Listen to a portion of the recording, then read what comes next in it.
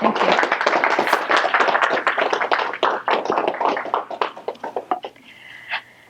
Is God really crazy?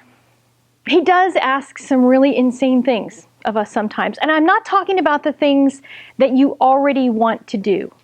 You know, you have a gift, you have a talent, and he wants to shine a spotlight on it. I'm not talking about that.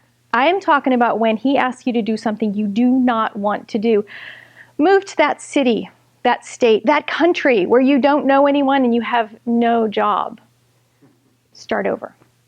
Or you're at your desk and you're making a decision and God says, pick this one, and you know this one is going to result in a loss of income for your company and maybe a loss of your job. Or maybe he's going to make it personal, and he's going to tell you to forgive the unforgivable or love the unlovable. How we react to these things has a really wide spectrum. We can start over here with, God, just talk to the hand. Nobody here wants to hear that. That's a crazy idea. Just talk to the hand. All the way over to, God, I can't wait to see what you're going to do. This is so amazing. It's going to be a great ride. I have no idea where it's landing, but I want to go with you. That's a hard place to get to when it's a crazy idea. I've spent a lot of my life in the bottom third. Not necessarily in talk to the hand land, but a lot in say what territory. That section where you ask a lot of questions. You ask, why me? Why now?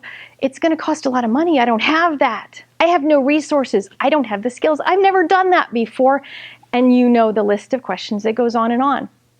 Sometimes it'll lean you a little toward stepping out in faith, but most of the time you head right back to that hand. God doesn't want us there. He wants us there. How do we get there? Well, I'm going to tell you a story about a time that I took a big step right out of say what territory, and it changed my life. It was in 2007. God asked something really crazy. He said, Sandy, I want you to start a nonprofit. Long story, very short. That was a crazy idea. I have a huge list of things I could put in the say what bucket. I don't know anything about starting a nonprofit. I don't know how to file with the IRS. I don't know how to keep records. I don't do math. I'm an artist. And I didn't really want to do it. But what I realized, for some reason, this thought came into my head. If God was asking me, he must really want it done because he must have gone to everybody else who had skill here. He's gotten down to the bottom of the barrel by the time he got to me. So I said, okay, God, you want it done. I guess I'm going to go ahead and say yes because, I might screw it up, but whatever, I'm going to give it a shot. Not exactly a great testament of faith and trust, but it was a crack in the door. And I put a little rock in that crack in the door to hold it open. Just a little bit. It was just enough for what God needed to do. Now, I did drag my heels for a few months. I looked for anybody who had ever filled out IRS paperwork, anybody who knew how to track data, anybody who loved math and wanted to do the unfun parts of running a nonprofit, because I certainly didn't want to do it. Nobody. Everybody wanted to do the fun parts. Nobody wanted to do the hard stuff. That's because God needed me to do it, and he needed me to do it with him teaching me. We sat down one day at my dining room table. I say we, me and God, and a 38-page IRS application for a 501c3. It was gibberish. I'm telling you, they have not written that thing in the English language. I do not understand what these questions were. I prayed over every single one of them and the answers, and it was absolute misery. It was horrible. But we got through it.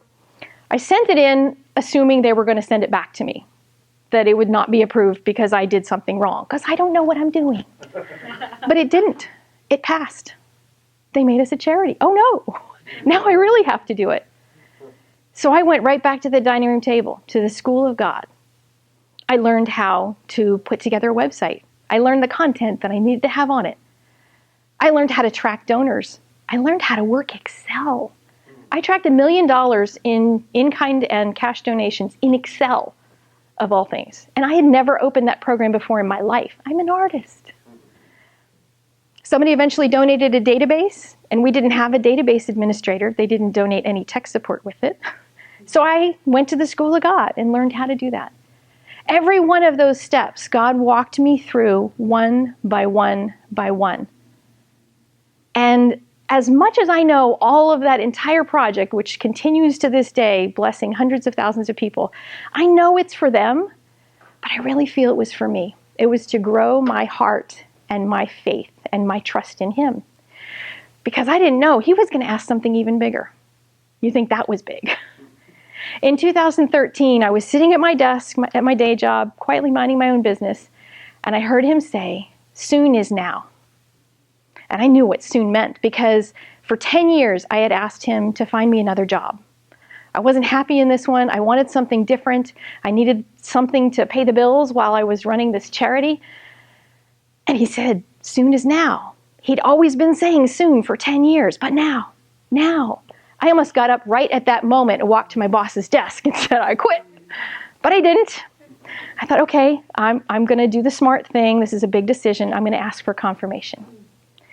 So I asked Him to give me 2 more confirmations, both from outside, from people that didn't know what was going on. So I didn't even tell any of my friends. I didn't want any human wisdom mixing in with this.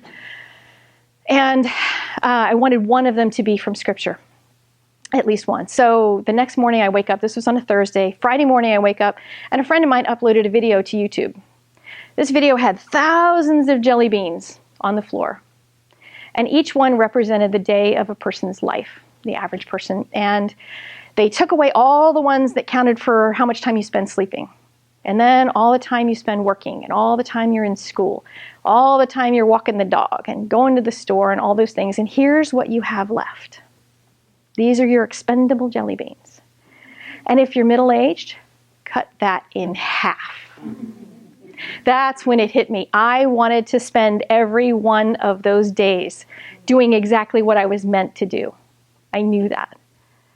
Okay, one more confirmation, right? Next day's Saturday. I'm going to church in the evening. The sermon is going to be all about me, right? It's all going to be about me. And it wasn't. I opened the sermon notes the second I sat down, like, what's it going to be? Oh, totally different topic. So I thought, well, maybe that was the pizza talking to me. It wasn't really God. But okay, I'll do whatever He wants, whatever he's got in store. And we went into worship. We sang a couple songs, and the worship leader stopped and he said, "I feel I really need to read this scripture." And he opened the Bible and he read the story of Jesus asking Peter to step out of the boat and walk to Him on the water. Monday morning, I turned in my notice at work, and I have not looked back. It's not that I haven't had fear. I haven't had my moments of, what have I just done?